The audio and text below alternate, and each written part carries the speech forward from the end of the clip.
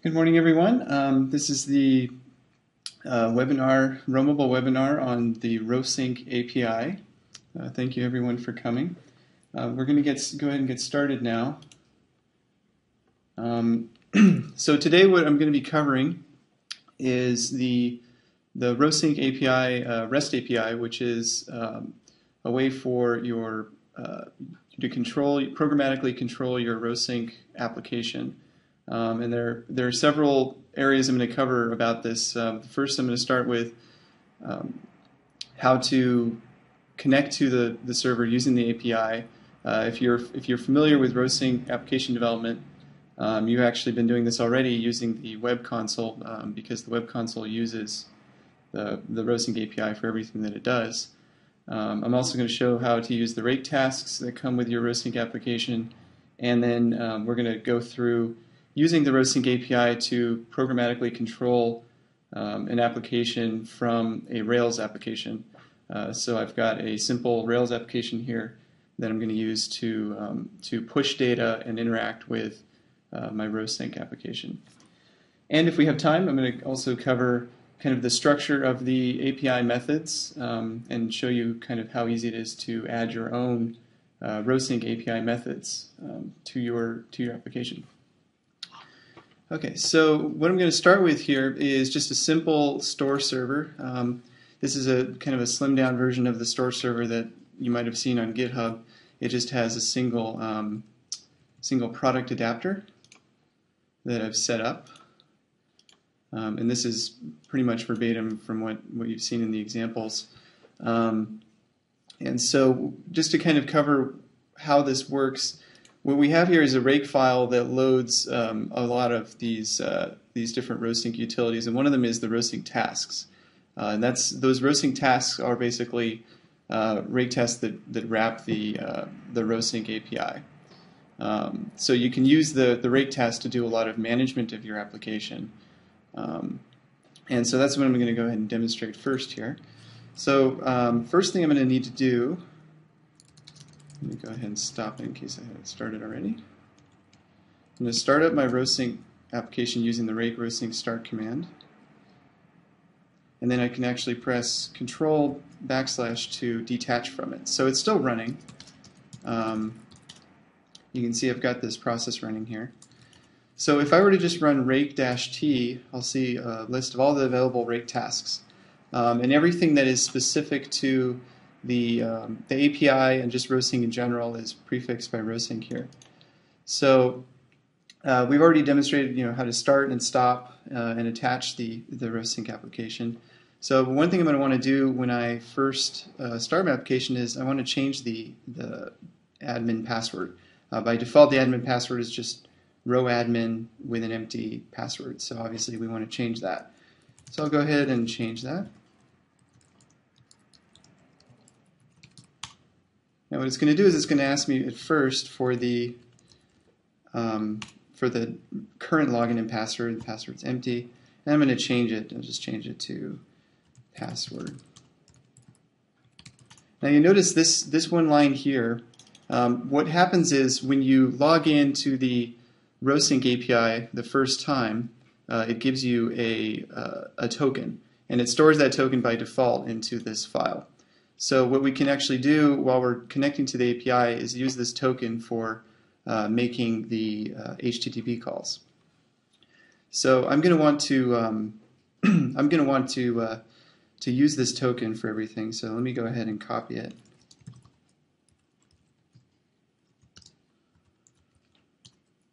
You can see this is what the token looks like. So let's go ahead and I'm going to use the cool utility here called REST client. They actually have a command line utility. And I'm going to connect to my server that's running on port 9292. Okay. And if you want to follow along, basically what I'm going to show here is on our wiki we have this RhoSync API page, and it covers sort of Ruby examples using REST client, how to connect to the server and how to call the different methods. So let's go ahead and just try this out here. Let's try For example, let's see if I want to list all of the users. So what I'm going to call here is post, and I've already got my base URL as localhost 9292, so I can just directly hit the API. And this is going to, all of the API methods take a hash in JSON format. So I'm going to pass my token that I copied. Oops, I need to wrap it in quotes. And then I'm going to, actually for this function, all I need is the API token. Send it to JSON. And I'm just going to tell the server that my request is a JSON content type. Oh, and I better require the JSON gem first. Okay, so you see it returned an empty array. That's because I don't actually have any users in my server. So what I'll go ahead and do here is log in. Oh.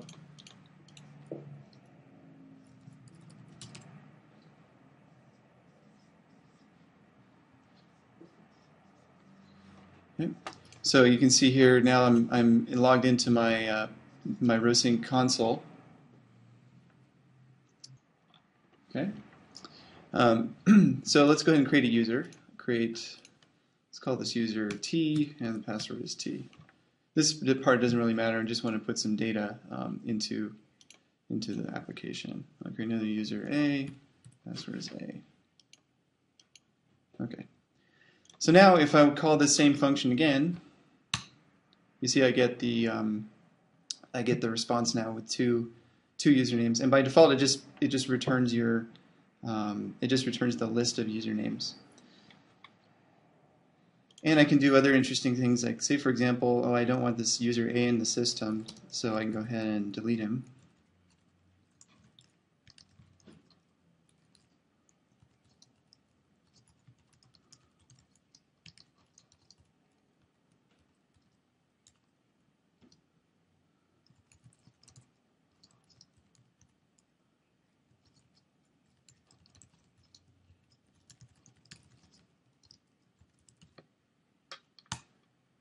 And it returns user deleted. So if I check here and refresh the page, user is deleted. So that's sort of the basics, and I really recommend using this this REST client for testing your code before you you start working on your project. It's really useful even for any kind of server to test out interaction, because you can do the full power of Ruby when you're talking to different web servers. So so now that we kind of have the basics down, we know how to connect to our RhoSync API, and we also have tried out a few of the methods here. What I actually want to do is, in my store application, one of the use cases here is when you first query for all the data, you get a big data set down. So in this case, we get a list of products. Well, what happens when one of these products changes in my back-end application? In this case, I've got this application called Store Rails, which has a product model. Well, what I want to do is whenever something changes in my Rails application, I want to notify my store server, my RhoSync application, of these changes. And the advantage of that is you don't have to wait for the client to try and sync before you actually ask the store Rails application for new data. And this can be especially useful if you have very large data sets. Say we had 10,000 or 100,000 products. We wouldn't want every client, or periodically even, we wouldn't want the RhoSync application to query this server. We want it to only query whenever it's absolutely necessary. So this way we can change data directly in our RhoSync application without having it query.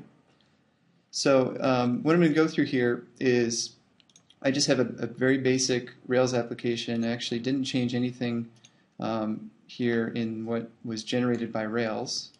So what we're going to need to do is we're going to need to first tell this Rails application how to connect to the RhoSync API. And so what is required for that? We're going to need a URL and we're also going to need an API token.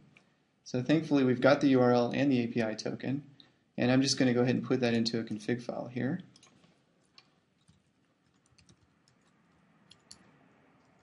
And I'm just going to use the same URL and API token that I created in the command line. So we're running this in development mode. I'll just create a development section, and we'll call this RhoSync API key.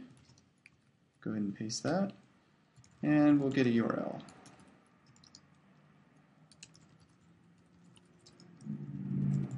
Okay. So since I'm just running this in development mode, I don't need to create the other sections, but you might want to create like a test or production section.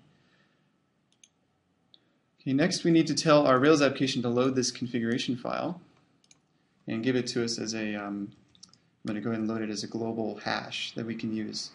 So I'll just create a file here called load config.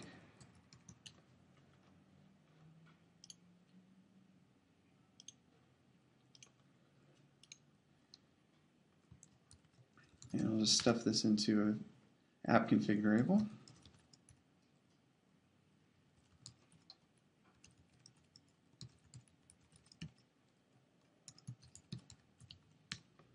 So it's going to be Rails root in the config directory, and it's a file called config.yaml.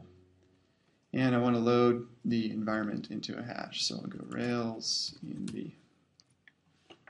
Great, so now inside of my Rails application, when it starts up, I'm going to have this app config variable, and I can pull out different things from it. Okay, so the next thing we need to do is, in the case of our store sample, you'll notice here that when we connect to our store server, we're actually hitting these JSON routes. And the reason for that is it's sort of simpler to parse the JSON and just deal with JSON going back and forth. So what I need to do in my Rails application is I need to expose JSON routes so that this RhoSync application will work. And that's very simple in Rails. I can just add another format. Oops.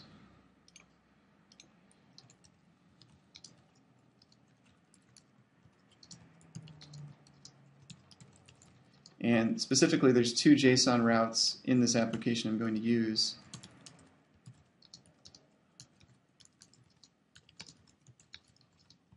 The show and the index page. And then there's one more piece I need to do, and this is sort of specific to Rails with regards to using APIs. When you make a post to a Rails application, it expects that the web browser loaded the form and that it's using the hidden authenticity token field. So in the case of our RhoSync source adapter, we're not going to be loading that authenticity token, so we don't actually need to check for it. So let me go ahead and change that.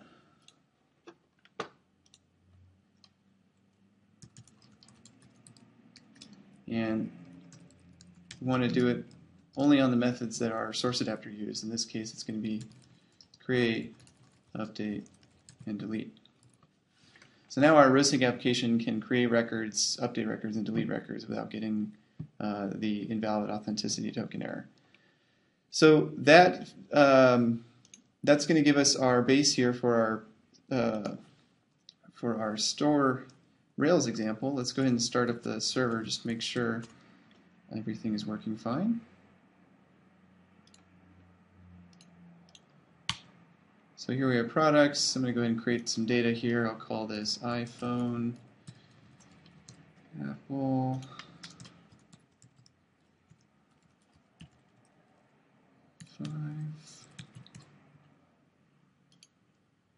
and let's create another record called iPhone 4.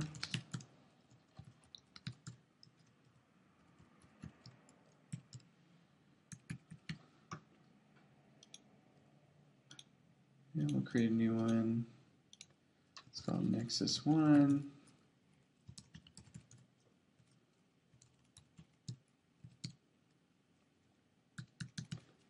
Let's give it some fake data here. So now we've got a list of 3 products. We just want to have something in our application so that we can see some data. And just to make sure everything is working, I'm going to check my store application. And the 2 things I need to do when I want to enable sync is first I need to set my sync server. In this case, it's localhost.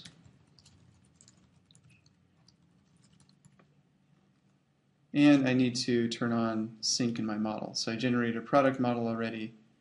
I just need to enable sync for that product model.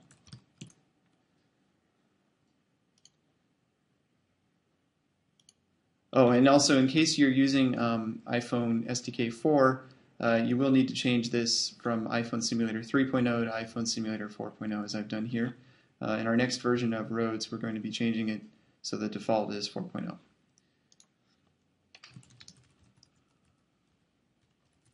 So go ahead and start that.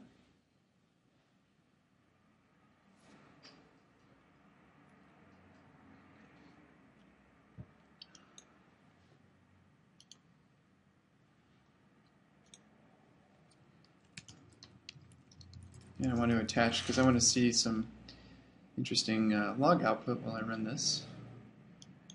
So let's go ahead and log in as the user T, because that's the user we created. And okay, there's some deprecation warnings, we can ignore that. So I should have gotten some data, and there's my data. Okay, so now what we're going to want to do is, I don't want to run this adapter very often. In fact, I want to run it, let's say, once a day.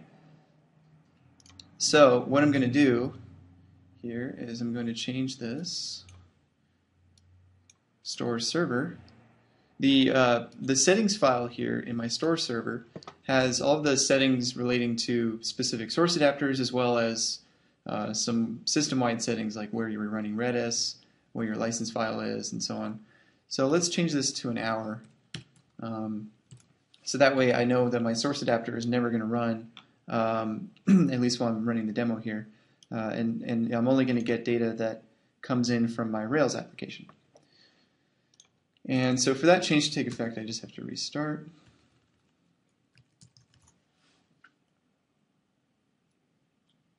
Okay. So now what I'm going to do is I'm going to put some code into my Rails application that's going to update the RhoSync application when there's a new product. And I'm going to do that using Active Records post-create triggers. So I'm going to create after create. And this is sort of a very clean way that Rails has of running different pieces of business logic when you interact with the model. So let's call this method push RhoSync create. And so now I just define the method right here. And inside this method I'm going to have an object called self, which is going to contain the new record. So I'm just going to directly use that object to post it to the RhoSync application. So let's do a little formatting of this object before we post it. Basically I need to create this JSON package that I used in IRB earlier. And for that I'm going to use my app config for the key. And the next thing I need is the user ID. This is going to be, I'm looking at the push objects API. So my user ID is going to be T, and the source ID that I'm pushing data to is called product. And I can pass it a hash of hashes here. This is the same structure that you would put into your RhoSync query method. In this case, there's only one object that's going to be created at a time, so I know what its ID is. It's just going to be self.id. And then it's actually, I need to get a hash form of the object. So in this case, I'm just going to load it to JSON first, and then put it back into a hash. There might be a more elegant way to do this. This is kind of what I found when I was going through this. But if anyone has a more elegant way, I'm certainly open to changing it. So, okay, now I'm going to call REST client here, and I'm just going to post this hash that I created. First, we need the URL, so it's going to be app-config, and I've stored it in RhoSync URL, and the method is called API push objects. And I'm going to post some JSON, so let's take this hash and just call 2JSON on it. And I need to tell the server about the content type. You could also do URL form encoded. I just like to deal with JSON here, so that's why I send it as JSON. Okay, so that's all we need here. So now if I restart my Rails application,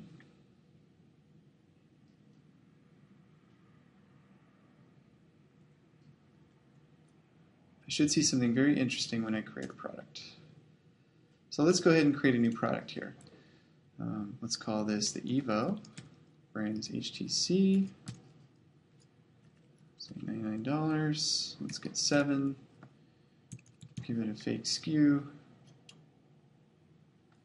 Oh, I forgot one piece here. Since I am using the REST client, I need to actually require the gem inside of my model. Let's go and restart. Let's try that again. Great. So now I've got this. So one thing I didn't mention earlier was if you want to actually view the data in your RhoSync application, the web console has a nice API for that, and this again uses the RhoSync API for everything that it does. So what I want to do is I want to actually look at the product, and I want to see the different documents. In this case, we're interested in what's called MD, or the master document. This is where it contains a copy of all the data that you set up in your query method. So if I were to look here, I actually see that my new record came in. So I'm actually not convinced that my push works, so let's go ahead and try again. Let's create another product. Call this Aria. We'll see it right away show up in the product list. So if I just go ahead and refresh this page, you can see here I've got this HTC Aria. So that way, what's happened here is my Rails application has actually made a REST call to RhoSync, and you can see right here it calls push objects. So that's for create. Well, what happens when I update or delete a record? Well, that's easy too. I can just add another filter here. Let's do delete first. And actually it's in Rails they call it destroy.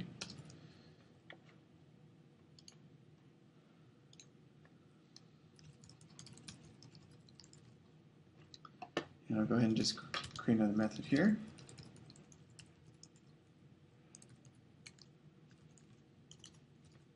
And it's going to be very similar to create. I'm actually going to push the object that I deleted. So I'm going to send it the API token again.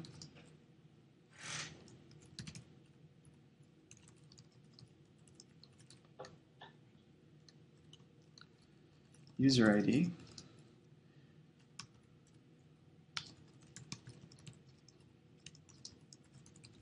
Give it the source ID.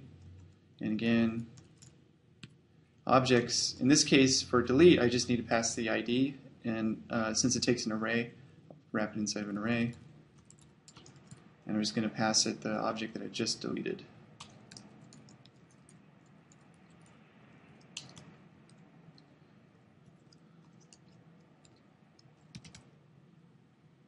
And we've got our RhoSync URL that I want to post to. And this is the push deletes method. And I'm going to again say the content type is JSON. Great.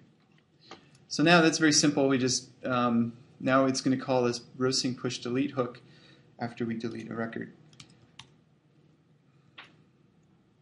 Okay, so let's go ahead and delete one of these records. Let's say I want to get rid of the ARIA.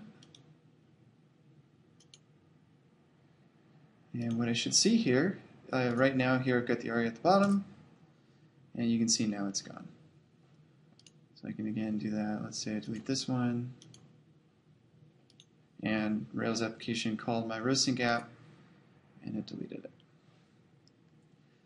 So let's go ahead and, for completeness, let's finish and do the update. So let's say I update a field.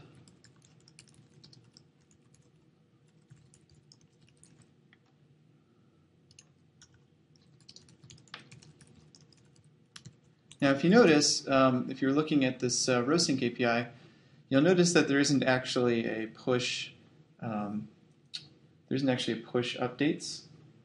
And the reason for that is the way that we store data in RhoSync is we just store entire objects. And so when you push an update, you actually need to delete it first and then replace it with the new object. And we do that because we have a highly optimized way of serializing the data into the Redis data store. So an update action is actually a delete followed by a push objects.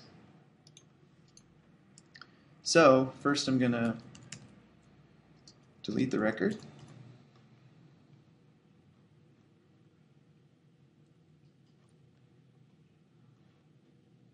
Go ahead and package up my delete here.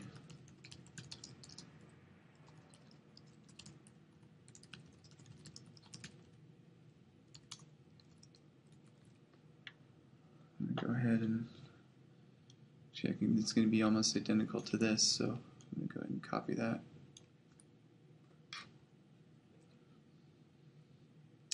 And then I'm going to update the record.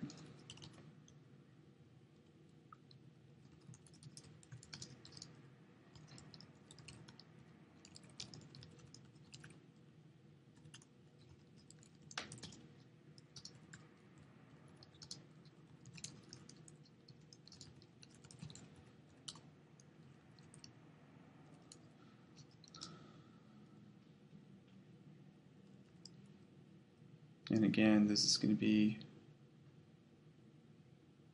similar to our create, except I need to pass the ID here.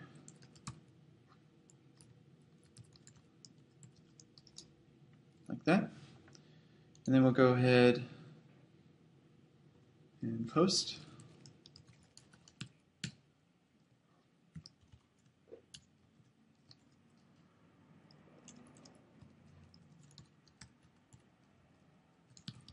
To a RhoSync URL.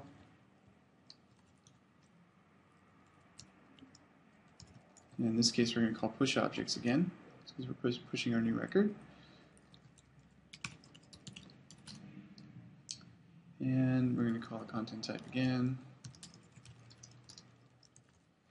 Great.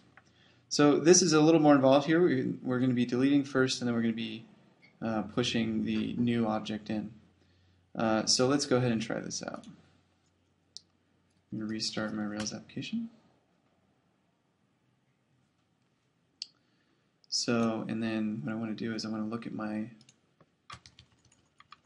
RhoSync console. So let's say, for example, I want to change the price and the quantity of this. It's not $99, it's $199. And let's say I want to get 15 of them. And I change the SKU. Great. So now, if I go back here and I look at my Evo, I should see the change. And there we go. So that was very instantaneous.